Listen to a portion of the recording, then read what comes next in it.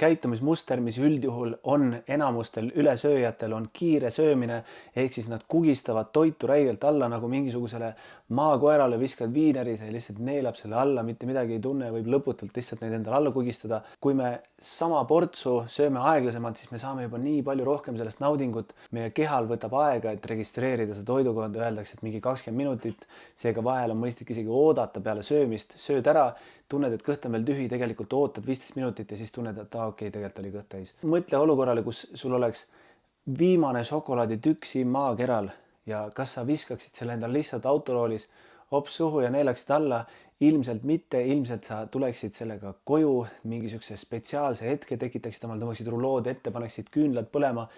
ja paneksid silmad kinni, lükkaksid selle šokolaaditüki endale suhu ja luitsutaksid seda kuni viimse grammini, sellepärast, et sa tahaks lihtsalt maksimaalselt sellest naudingut saada. Nüüd sa ei pea nii ekstreemseks iga enda toidukorraga minema, aga vähemalt neela eelmine amps alla, enne kui sa uue ampsu endale suhu paned, mis iganes, ära lihtsalt kugista, söö natuke rahulikumalt ja usu mind, sa saad palju rohkem naudingut sellest samast einest ja kui sa ei suuda aeglasemalt süüa, siis lihtsalt võib-olla vali mingisuguseid toite, mis võtavad natukene kauem aega, et süüa. Näiteks sööd mingisuguseid marju,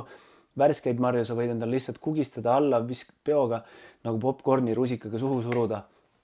Aga selle asemel võib-olla valid mingisugused külmutatud marjad, mis võtavad natukene kauem aega, et süüa.